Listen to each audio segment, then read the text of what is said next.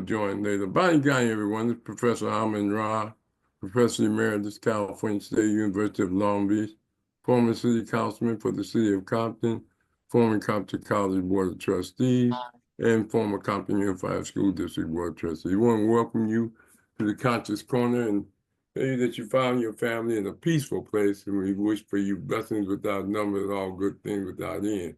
Tonight we have a very special guest, multi-talented. We call him somewhat like a modern day Imhotep, multi-genius, because he has so many projects and so many things they've created and so many things they've done all over the country and nationwide with regards to newspapers, starting the Compton newspaper and starting working with the veterans, working with different projects throughout the country. But he's a graduate of Howard University, as well as grew up in Compton, lived right across from Davis Junior High School, and a strong brother. You couldn't ask for a brother to be within the movement with his multiple skills. You always need people with skills, and this brother have excellent skills. So without further delay, he's going to give you a perspective of what he's been doing and how he's been doing with regards to the consciousness movement. And that's Brother Omari Bakari. And he helped us start what we call the soul survivors of Compton. That's still connected to, some of us are still connected to the group. Go ahead, Brother Omari. Tell them about yourself and what you're going to discuss this evening. Thank you, Professor Rahh, and I'm honored to be here with you guys on the podcast. I try to get on the podcast as often as possible to follow the discussions and the topics that you guys go over. And I have to say that the last couple of podcasts that you guys covered, the BSU at Long Beach State and some of the contributions that you have made and the way you have impacted a lot of students that went through Long Beach State and Compton College really got me kind of excited. I felt like I missed out on something, but I put in my work in some other areas. Like you said, I'm a native of Compton. My family moved to Compton in 1956, and as people who live in Compton now or know anything about Compton, you can see the demographics is changing again. But when our family first moved to Compton, it was primarily white community, small white town. And I saw Compton change from that white community to the Black community, and now it's predominantly Latino. But I'm a graduate of Compton High School. Like Professor Rahh said, I lived right across the street from Davis, so I was that first graduating class at Davis Junior High School. And my friends joke with me because I was late every day for school, but I sat in the kitchen window and watched everybody go to school before I would come outside and across the street and go on campus. But after I finished Compton High School, I joined the Army, did 3 years in the Army, and that was probably the most eye-opening experience that I had up until that point. I realized I'd made a tragic mistake in joining the military. It wasn't for me, and I couldn't wait for my 3 years to end so I could get out of it. And when I came home from the service, my first stop was Los Angeles Southwest College. And at Southwest College, I met some very interesting people, a couple of brothers that were in the Black Panther Party that were doing some positive things on campus. And so they introduced me to the newspaper business. That's where I've got my first taste of working with a newspaper. It was at Southwest College with the campus newspaper, The Explorer. And a brother named Renee Childress was the editor, and he brought me on board as a political cartoonist because at that point, I didn't know anything about writing. And he just wanted to give me a taste of working with the publication on a weekly basis. And it was interesting because he had me drawing some interesting cartoons. Every time I drew a cartoon of a police, it was a pig wearing a police uniform. And You know, there was I think a sister got killed over in Southwest LA by the sheriffs. I can't remember her name, but she was, they were trying to cut her gas off and she came outside with a butcher knife and the sheriff shot her. You talking about Eula Love? You will love, exactly, She Professor. went to Compton High. Did she? Yeah, I I'll tell you didn't know about that. that. Uh-huh. And so that was like our first big protest or demonstration using the Explorer newspaper.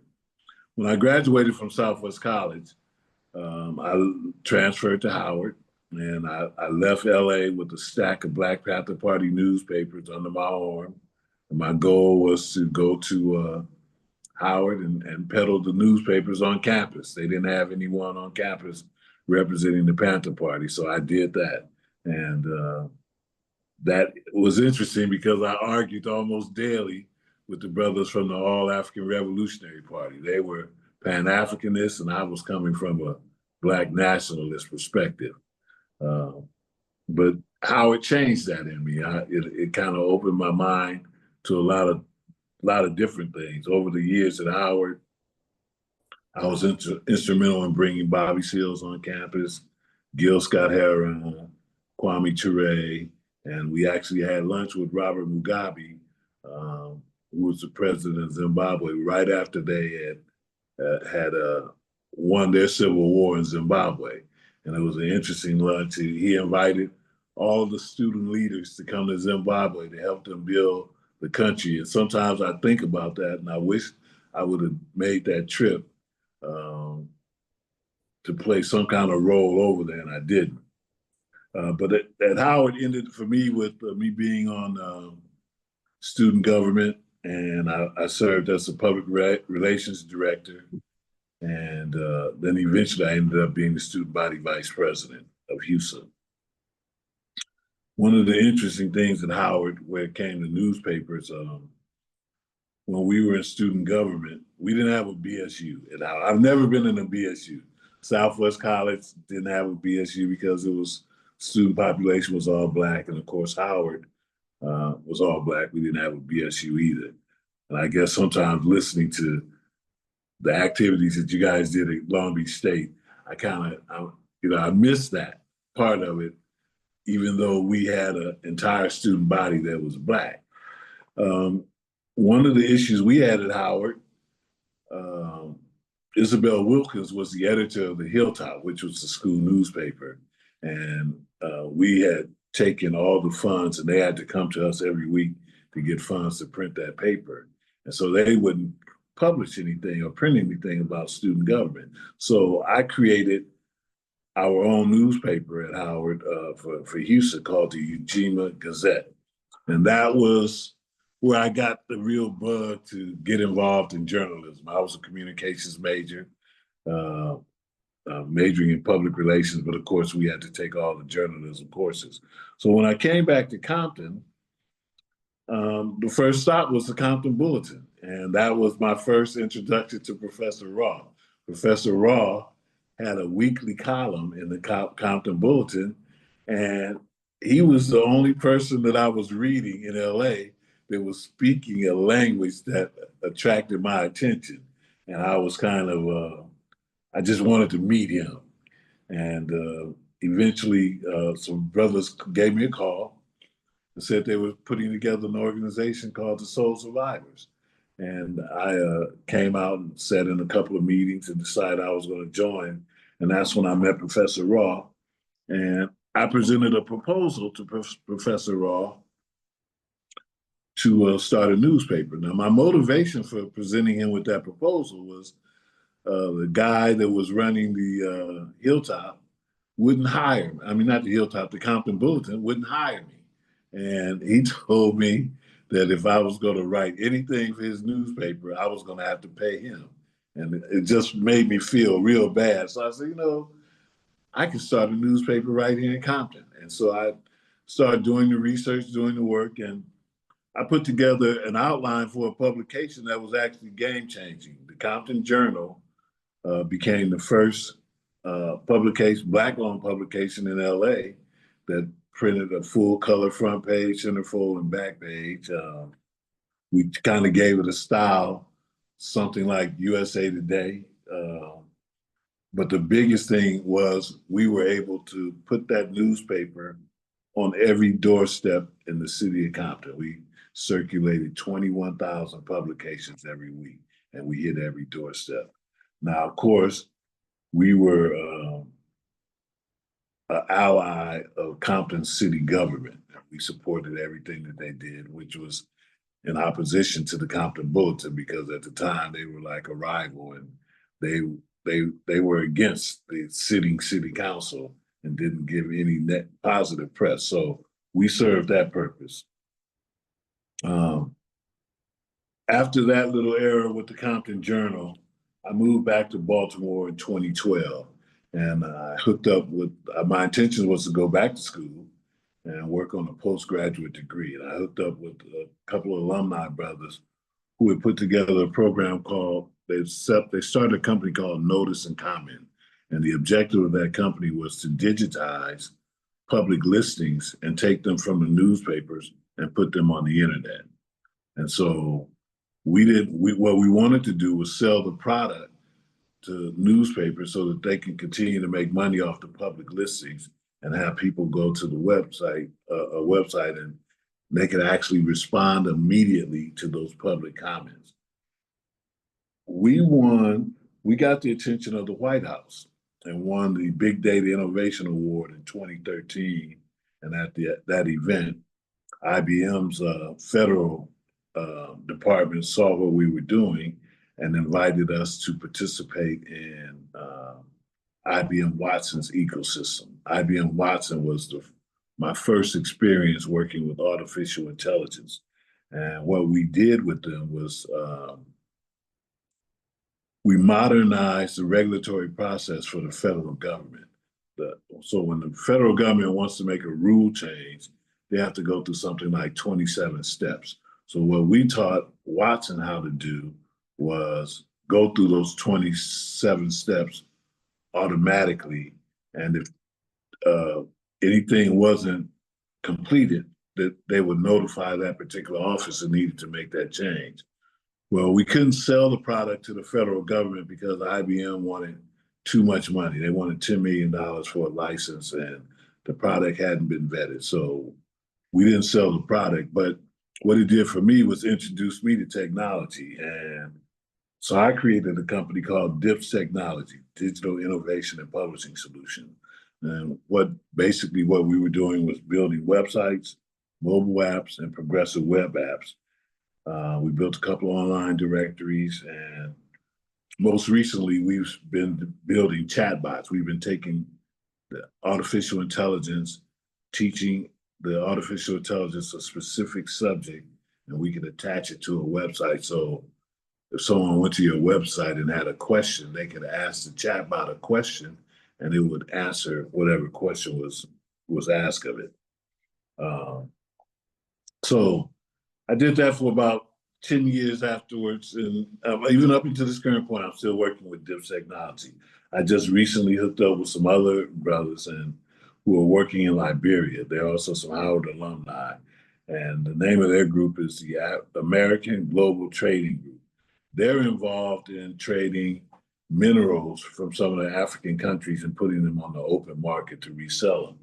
So what I helped them do is design a blockchain so that they can execute trades without corruption taking place. So the blockchain is called the African Trade Blockchain. And these guys are in Liberia right now, having conversations with some of the government officials to try to sell them the product so that they can begin trading on this blockchain. Now, what was interesting, when I went to Howard in 79, 80, Jimmy Carter was the president. And at that time, they assassinated the then president of Liberia, William Tolliver. William Tolliver was one of the founding members of the African Union. And he was also a Baptist preacher, a Baptist minister. Well, him and Jimmy Carter had established alliance with the Baptist religious thing. And And I guess that's where, we talk about how Black people and white people practice religions.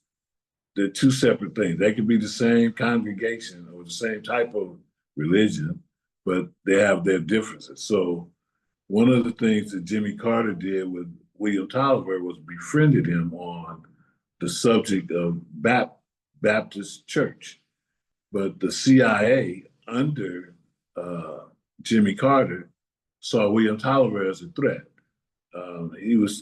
Jimmy Carter was told that if William Tolliver was successful in leading Liberia into economic power, that Jimmy Carter would have to respond to William Tolliver, and so the CIA assassinated him. The reason I brought that up is because I had a conversation this morning with William Tolliver's son, and he has a mining company in Liberia, KMACS. And what we're going to do is build this blockchain and allow them to use the blockchain to sell gold, diamond, cobalt, and lithium over the blockchain. And hopefully the governments can see how efficient the process is and they will adapt to it. Part of what I do locally, one of the things that we did out of the Soul Survivors in Compton, we created the Umoja Group, a nonprofit organization. I've been working hard to keep this nonprofit organization in good standings with the state. We're waiting for a clearance right now. I just filed our taxes with them. But through the Umoja Group, I've been working with the organization in Compton called Key of Knowledge, which is ran by Donna Heflin. They've been working with Parks and Recreation with the city of Compton for the past decade or so. And through them, I've been able to help work with some of the students that they work with in the parks. So I've ran the STEM program with the students. We show them how to build robots. We have 3D pens where they can actually build 3D items. That's like a precursor to working with a 3D printer. And we also have a drone piloting program that we'll be instituting when this next summer program comes around. This program has allowed me to work with Blacks in technology on a larger scale. I'm the president of the Los Angeles chapter of Blacks in Technology now. Our main thrust is setting up a green energy program where we're training people in our communities how to set up EV charging stations, solar panels on residential homes and businesses, and they can earn money doing these things, but also show people how to reduce their utility and power bill. So that's in a nutshell what I've been up to, what I'm doing now. And I'm enjoying the work. I've had a couple of health issues, but I think I can still be out here and doing some positive things in our community. And most of what I do is basically stemming from what I've learned from Professor Rahh and watching him over the years with the academic achievement program and working with students at all different levels. So I've always tried to be an extension of what I've learned working with Professor Rahh. Okay. Brother, Brother Omari, you've been very modest. You've been very conscious, brother, in many supporting many movements. You was helping with Ted Hayes with the homeless movement. I remember that. You also very instrumental in Compton politics with the Compton Journal with regards to helping me get elected with the Soul Survivors. That was a collection of young brothers that came together and to develop a strong brotherhood of many brothers to to change Compton into a conscious city. Uh, and then at the same time, when they came after me and Omar Bradley, they even raided your home with your mother and raided Duran's house. It told me that what was it? Were they looking for fish tanks or something? Yeah, What they, were they they were looking looking for? for. They said that we had set up a fish business. They were Yeah. looking for. They were trying to get. But what they were trying to do was say that the businesses that we set up, including the Compton Journal, Mhm. was a way for the city government to funnel money. But Mhm. we didn't have any money. We had a little contract for advertising from the city, and it enabled us to put the publication together. But one of the interesting things that came out of that for me was when these brothers called me up and asked me to participate in the Soul Survivor. I did that with an open heart because most of these guys I knew all my life. Like Oliver Patterson and I, we went to elementary school together. Duran, uh, Melvin Mercer, cousins lived right next door to me. And so a lot of these guys that I had known all my life, it was a welcome for me to even think that we could all work together to make Compton a better place. And we did that. We tried to bring a farmer's market to town. We tried to do a lot of positive things. OP had a shoe store. We were helping. I was instrumental in helping these guys set these businesses up. And that's what uh, And you was also key to starting the ex-offender program, Brother Aaron and Compton Beautification. right. Like we was hiring brothers that just got out of jail to Exactly. go around and clean up the city and plant plants all over. Well, Aaron is the one that brought me into the Soul Survivors. Mm-hmm. And at the time, I had just helped Aaron and another brother, Philip Bowers. I think his brother's a city councilman now. Mm-hmm. They were setting up a landscaping company. And what they were trying to do was get a contract with with the schools in Compton. So when Aaron brought me into the organization, we saw a whole new angle with just helping brothers, because Compton had a drug problem back then. And a lot of brothers, they got caught up in drugs or went to jail. They came home and they were trying to clean themselves up. So Aaron's landscaping business facilitated a means to get these brothers working and get them a job. And uh, I think Larry Kazee started working with them, and that's why I met Larry. So one of the Mm-hmm. beautiful things about the whole Soul Survivor is a lot of us are still in contact with each other. And Larry and I, we get up and go to the beach and get our exercise in almost every morning. I talk to Duran just about at least once a week. Melvin Mercer, so we're still in touch. And everybody's still trying to do something positive. Mm-hmm. Ronnie made his trip to Africa. Larry's now an electrician and a plumber. And so Mm-hmm. all of these brothers have came together. We've stuck together. And we saw ourselves grow out of that whole thing. Now you mentioned you working with Ted Hayes. That all became a part of that too. Duran and I was going downtown. Tell me who Ted Hayes is. Tell me who Ted. Ted Hayes came from back east, and he was a track star back east, and he came to California. And Ted Hayes championed the homeless. He really put a voice on homelessness in LA before anybody was talking about it. He created the Dome Village downtown LA, where they got these recycled domes and they look like igloos, and he was housing these homeless people in this village. Now, somebody gave him some land, and I think they tried to get him to move in a particular political direction, and he didn't want to do it. And that's how that ended that. But Ted continued to work with the homeless groups. And then eventually I came back and started doing more work with Ted because we started buying tents for homeless veterans at the VA. And our action at the VA, I was working with a group of guys out at the VA, and our actions have finally set in at the VA. Recently, a judge put all the property, all the businesses that were occupying space on the VA campus, and they kicked them off.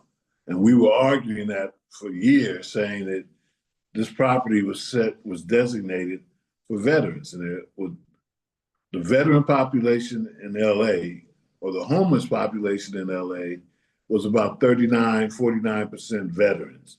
And so what we did, we started raising money to buy tents, and we put these tents right next to the VA. And they caused the VA to set up these mini houses on the campus where they started housing veterans. So now they're building a bunch of residential housing on the VA campus where veterans can go get themselves cleaned up off drugs and alcohol, and they can get housed right on the VA campus. The HUD provides about 11,000 HUD vouchers, Section 8 vouchers for veterans every year. So now we've got a bunch of brand new apartments being built up on the VA campus in West LA where veterans can actually go and get help and get off the streets. But there's still a big mental health issue with veterans, just like all the other homeless people too, that needs to be dealt with at this point. Mm. Okay. Brother Joe Hembrick is here. He's a co-host. Joe Hembrick is a longtime educator for the city of Compton and Linwood. First head varsity black coach for Linwood, as well as a historian on Mayat and Africa. He built the first unity mural, had the first commissioned the first community mural at Centennial High School of Black, Brown working together. Brother Hembrick, you got any questions? You're alumni of Compton too. Compton High. Just some of it, I was listening to this Black State of the Union, and to this preacher got the preaching, and I had to cut it off. Oh, you talking about Reverend Barber? Oh yeah, man, I got him on mute, so I came back to the show. I don't know what's been asked about Compton High. I remember Joe. I'm a few years younger than Joe, but I remember Joe at Compton High. He was one of the star football players. But more importantly, I remember Joe at Southwest College. He was working with the football team at Southwest College. And when I met Joe at Southwest College, he was a totally different Joe Hembrick that I remember from Compton High School, because he was a very conscious brother. And he was talking to brothers and helping them understand where we fit in society. And so to see him on here as a co-host, again, it's a plus. So all three of you guys, you, Professor Rahh, Joe, Rashaki, I've had a different relationship with each one of you guys. Now, I graduated with Joe's younger sister, Pam, and I don't know if he remembered me at Compton, but we all went to Walton and Compton. All right. You mentioned Renee Childress earlier. I do remember him from Southwest. Right, he was the editor of the Explorer, and actually, Renee ran for president, and I ran for vice president of student body when we were at Southwest. It's building itself up. It's a shame. We had this money all along. Could have been done did it. And now that there's hardly any black population at the campus, it's mostly brown. And not just like at Compton High.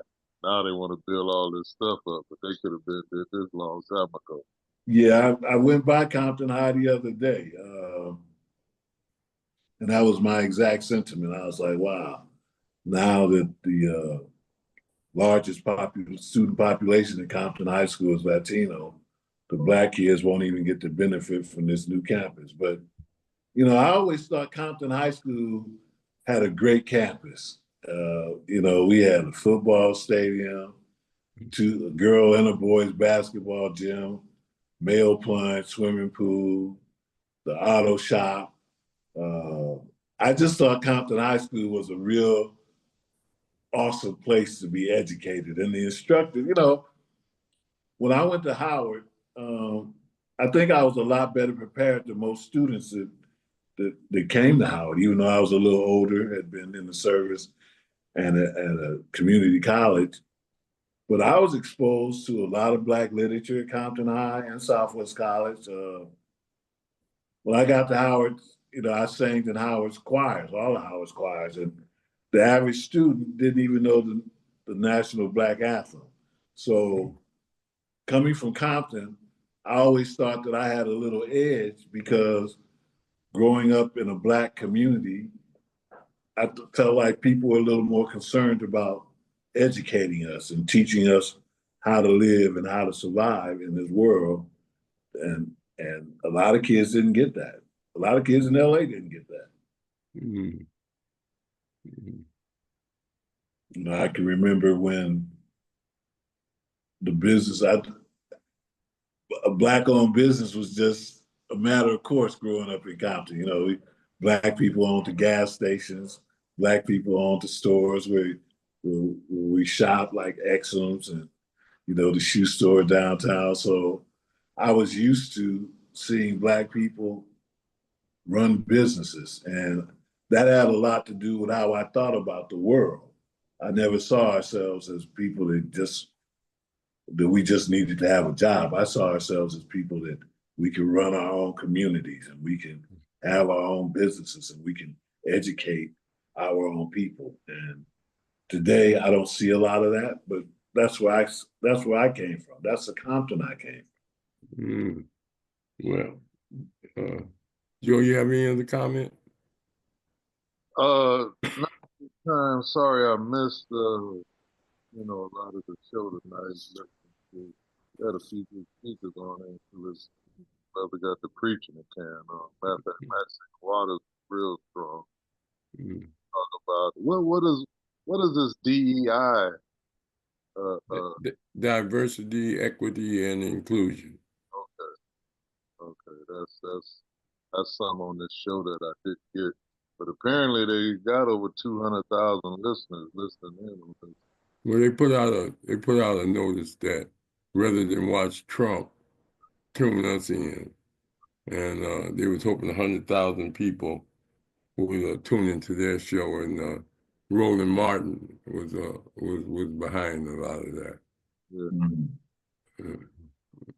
And Reverend Barber of the Poor People's Movement. Lynda Shorter, are you there? Where's it being broadcasted from? I'm not sure, but yes, I am. I thought they was using Roland Martin's platform. It's called Black Media something, and he got an app that you can get for his show. He does a good job.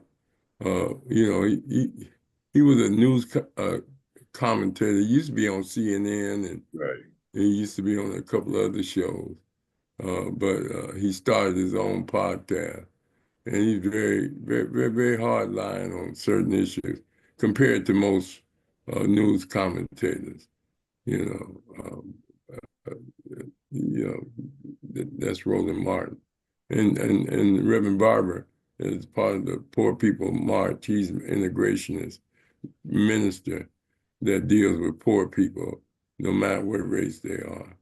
And he had many demonstrations down in D.C. and all over the country, marching for food, clothing, and housing for the poor, and demanding more equity toward the poor. But they're trying to lead a movement against companies and people that are cutting out DEI programs in which a white woman benefits first, Latino second, gender, what they call, the LGBTQ people a third, And I think the African American is last as far as being a part of the program, but Black people are leading the fight to boycott companies that are getting rid of DEI on Trump mandate that he did with the federal government, cutting out uh, Black History Month, cutting out firing people that he think was hired just because they were women or just because, well, mostly because they were Black, and which is not true. You understand? That's the way that would go. But that's what DEI stands for, and that's what that program is about today. But the reason I was calling on Lynda, you there? Okay, she's not there. Brother Mshinda. Yes, I am. No, I'm here. I was trying to take my mute button. Lynda was working with Ken Wilbecan on the Long Beach Press, Long Beach newspaper, Black newspaper. And she's also a longtime activist in the Long Beach area. Her and her brother had the first culture center and as well as bookstore in Long Beach, Black bookstore. Was But that the one on do you have any Pacific Avenue? questions or any comments? Oh no, I'm listening and learning because it's interesting. Mm-hmm. Learning more about Compton, even though I'm in St. Pete, Florida now, but it's still interesting. That's why I'm quiet, just listening. But Compton is called the hub city because it's right in the middle between where really the Long Beach, the beach cities and downtown. They call it the hub. It used to be Compton Hub. They used to have a sign saying the hub city, and got the Alameda corridor going straight through it. And that's why they put trains under the ground, supposed to be. But at the same time, Compton was at one time a white city with a strong Mormon population, and then Blacks were mainly on the west side of Compton, and they just within the last maybe 50 years started moving to the west side because the whites started moving out, and they were had a real estate boom. They were financing Blacks to buy homes there. And that's how it built up. The Compton had a theater downtown. They had 3 banks downtown, Capital, Second Pacific, as well as Bank of America downtown.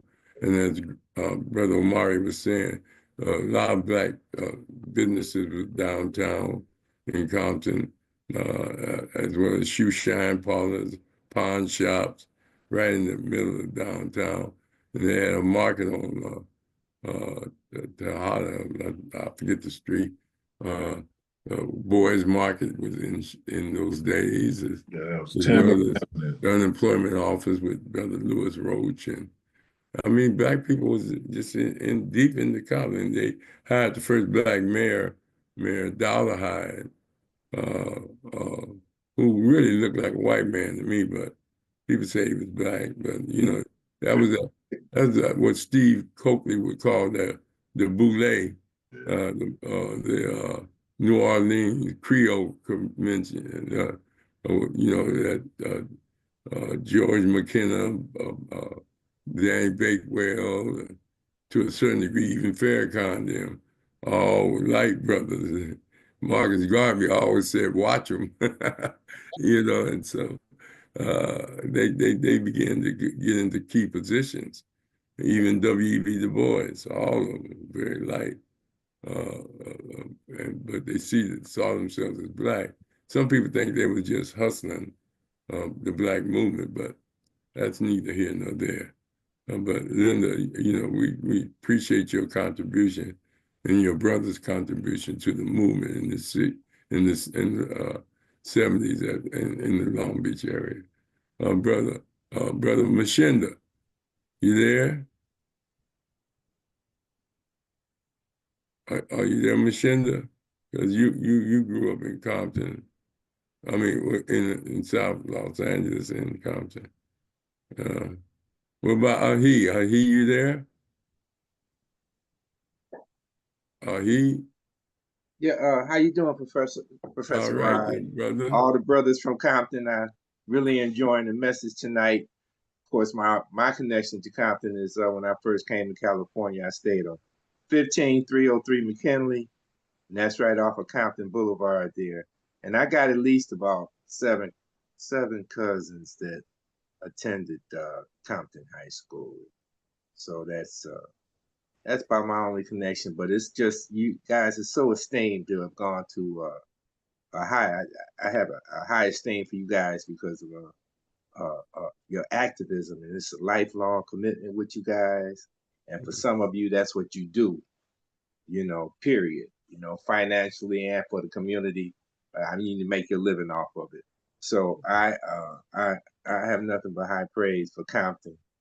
And I remember when it was like a black city. Yeah. And it was, and I really identified with it because I came from Detroit, and it was just like home. So Well, there was always Latinos in Compton. Latif Flats, Harding, Largo, and there was a long contingency of blacks that moved to Willowbrook and Compton because they left Watts. Because, Watts was the number one black city area. Watts was never a city, it was a district. And Watts, a lot of people came out to projects. When the anti-poverty programs came about and people started making money, and they started manpower development programs. And so before they moved to Moreno Valley, they moved to Compton. I got annuals that showed some of the brothers that were prominent in Compton that went to Markham with me. I was in Watts, and I moved to Willowbrook and then to Compton. So a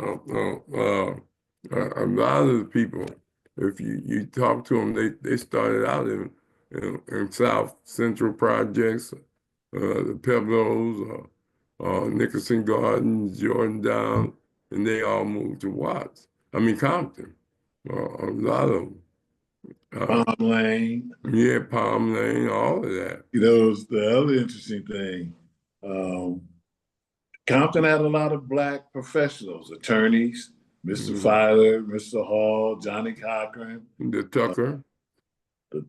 Dr. Tucker was a dentist, and there was a Dr. Hemsley that had a clinic over on Long Beach Boulevard. That Dr. Hemsley was responsible for birthing a lot of black kids in Compton. And even my mother's first cousins that lived in Watts or the Willowbrook area now were the Olympics. And I always thought that they were, they had a string of hit records, but they were local. Yeah, I always thought they were rich. They stayed right there in Willowbrook. They never left the city. Your brother King. Yeah. Oh, yeah. Joints were jumping on the corner. Yeah, Big Boy P, Hully Gully, all of that. Oh, so then the other thing was the amount of professional athletes that lived in Compton. Johnny Roseboro lives in our neighborhood. Earl Batty, Willie Davis, Tommy Davis, all those guys were living in Compton playing professional sports. And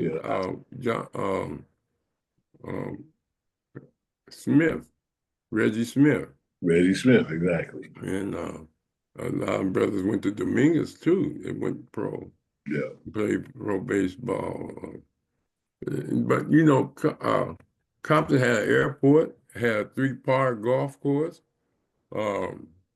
Well, the airport really belonged to the county, but it was in Compton. They had a lot of the facilities. At Compton High, they had an indoor swimming pool.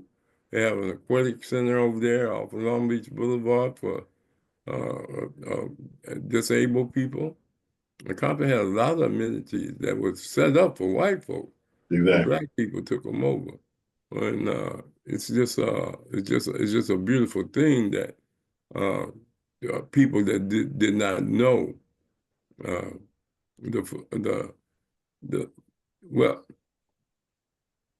well, they had one of the first black women mayors, Mayor Doris Davis, and what made it seem all black was because the government was. But throughout Compton, in the Willowbrook area was Latino. I went to bunch. It was Always. almost 50%. But they weren't active. They were immigrants. They weren't involved in that much except for fixing up cars and, they little street gangs fighting blacks and we fighting them. But blacks were the predominant group because one, they stood out because they were people of color. Second, they was taking over white cities like Compton in West Compton. And plus, Linwood was so racist, they drew the line that kept people from coming into Linwood. You know, it was an interesting place. They had spook hunters, white boys called spook hunters, and a couple other gang names for white people that patrolled the city. We had to fight with them and fight with the police. I mean, that's the way that was. Go ahead, Omari. You want to make some other comments? But that was that upbringing in Compton had a heck of an impact on my life. Even in the service, when I was in the service and I was stationed in Korea, there had to have been at least 17 guys from Compton that we were all stationed over there at the same time. But what I like to share with you guys, I write a blog, a weekly blog I posted on my website. It's omaribakari.com. I welcome all of you to go check out some of the topics that I write about. I'd love for you guys to comment on them or share them with your audience or the people that are close to you in your circle online. And let me know what you guys think about it. Right. Okay, we'll do that. And Sister Lynda, you there? Lynda? She operates a online museum of Black that contribute to health with their inventions. And she's doing a lot of work in Florida with that. And I want that, Mshinda, you come back yet? Because they just arrested a bunch of brothers up at Los Padrinos for having Yeah, I'll be here, gladiator man. fight. Mshinda? And I'm listening. Yes, sir. Yeah, Mshinda, did you hear about that arrest about gladiator fights in Los Padrinos? Yeah, the LP. Yeah, they back in 2023. They started it, and I know somebody was involved in that. And, I was investigating it back then. They're retired now, but yeah, I worked just at Los Padrinos. yeah, Teacher. yeah. I was through there. Not as I worked there I went through some training in there before. And I'm very familiar with it. But I know somebody that was running it before they retired. That was one of their little drops, and they were explaining how there's a lot of corruption going on. Yeah, it was sweet when I was there, though. The brothers were straight up. I don't know what happened. As a matter of fact, I was at Central Juvenile Hall in 1965. I was an inmate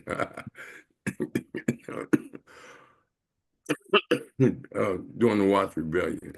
But go ahead, Mari, make your comments. Jenje, you there? Jenje? Love to the house. Yeah, remember? Were you part of the Revolutionary Sisters with Rose? Well, Long Beach State. there was a group of us, Sisters of the Rose, Revolution. Mashpiki, Ayana, some sisters from Northern California. And Mm-hmm. you call your Sisters of the Revolution or the Revolutionary Sisters? I don't quite remember that. Okay, I'm gonna have Rose come on and talk about it because they were interviewing her, the college, and they were saying y'all militants. And Rose said, "No, we're not militants. We just Sisters of the Revolution." Yeah. So I told her, how you gonna be nonviolent and be a revolutionary? But we talked about that. But anyway, Jenje, you play a very key role at Cal State Long Beach as one of the leading strong sisters, bodacious sisters that spoke her mind, spoke truth to power, and you helped organize another sister. You was a role model for sisters to emulate while you were there. We really appreciate your contribution of consciousness, and we really welcome you to be a part of this program and focus on. Matter of fact, I just talked to Yolanda Reed. She was at Long Beach State, and she's in St. Croix, and they got a place called the African House. And she's going to try to come on and tell us about that. She's been in St. Croix for close to 50 years, and she's one of the strong sisters that we. Let me see. St. Croix, that's beautiful. Wow. Yeah, she's been living there, but I didn't know St. Croix was a part of the United States territory. You know, Sure. I thought it was out the country, or Caribbean, somewhere like near Jamaica. Even Jamaica, I think, is American territory. Is that right? No, Jamaica is not. Jamaica was colonized by England, Mhm. Britain under British rule, Okay. and they think they're independent, but they're not. Mhm. But no, St. Croix, Virgin Islands, Mhm. all of those areas, yeah, those are Puerto Rico. territories. Puerto Rico, yeah, definitely. Mhm. That's where my mother is born and raised. Okay. Okay. Well, hey, we're gonna get you on to give your history too, Jenje, because it's very interesting how you really raised those your children to be reggae musicians and just all the things you've done toward our liberation, not just from a political standpoint, but as aesthetic with regards to music and just the beautiful things you've done throughout your life. We're looking forward to that. All right, brother Omari, any closing comment? No, I think I've covered everything. I wanted to ask you, was Lynda's Cultural Center, was that on Pacific Avenue in Long Beach? It was off Atlantic. Atlantic, that's where it was. Yeah. I remember that. Okay. Yeah. Okay. We used to Yeah. go down there. That was before the sisters opened up their place down on 4th Street, Shades of Africa, right? Yeah. It was way before then. Yeah, I remember going down there a few times. Yeah. And then there was they had another culture center. Brother Femi, he went to NC, played pro football for a little while. And then, of course, Campbell, the artist, uh, he had a art museum as well as a culture, so like a culture center also down there on that thing. Yeah, no, so I don't have any more comments, but again, I'd like to just invite everybody to go to my blog, omaribakari.com, and check it out. All right. And we're going to talk to you about revitalizing newspapers, brother, because in the 60s, going out of the 60s, most BSUs, UCLA had the Aurora newspaper. You had the Nation of Islam had a newspaper. Panthers had a newspaper. Us organizations had a newspaper. The Institute for Positive Education out of Chicago, they had news of Black Books Bulletin, a weekly magazine. We had Black Scholar. We had Sepia. We had Africa Unite. We had entree of publications in the late 60s and 70s out of the Black movement. That's why it's important to rebuild that consciousness that we had. Because all we get now, they fired Joy Reed off of MSNBC. She was one of the strong Black women that talked her mind. And we got to rebuild our mass media program. You know, We got Carl Nelson, but he comes on at 4 or 5 o'clock in the morning on his online radio station. And then you have KJLH that comes on again at 4 o'clock or 5 o'clock in the morning. And we're not hitting the masses like we should. So we'll talk to you about that also. Brother Rashaki, you want to close us out and tell us where we're at tomorrow? All right. Yes, I will And do next that. Tuesday, you can tell them about our next Tuesday. Next Tuesday? Well, tell them about tomorrow, and then the Revolutionary Black Panther coming up next Tuesday. Okay, I'll do that. Okay, so now tomorrow I'm gonna share the screen.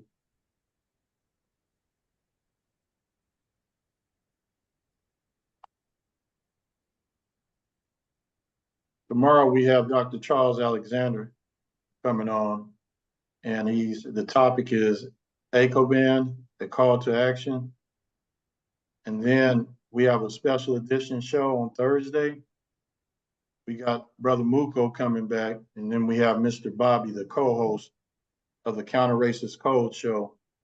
And we're gonna reflect on the life of Neely Fuller Jr. as far as what we, got out of him and all of that. So that's on Thursday.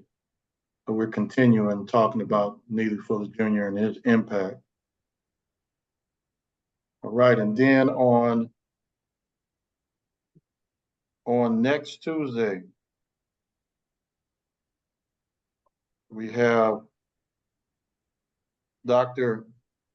Ali Muhammad, and he's the national leader of the Revolutionary Black Panther Party. And he's going to be our guest on Tuesday of next week for Conscious Corner. Mm-hmm. Okay. And Brother Omari? Yes, sir. We want to thank you for being on, and that you're welcome whenever you have a hot issue you want to discuss, a hot issue you want to discuss. Just a minute. You're welcome to come back on and even be a guest interviewer with me. Just let me know, brother. Talk about your blog and all of those things. Okay. All right. Thank you. All right then, brother. You're part of the family. Don't worry about it. All right then. And we each one teach one, as Rashaki say. And we're not saying goodbye. We say, what is it, Rashaki? Taking our pause. We're just taking a pause for the call. All know. right then. We want to thank everybody for listening in. Jenje, you are always a part of the family. We need you, sister. And Brother Ahi, we always need to know what's going on in Detroit, brother, and as well as Mshinda in Louisiana, and Lynda in Florida, and Hembrick when he's able to come on, he's always welcome. Thank everybody for showing up. All right then, Rashaki. We take our pause for the call.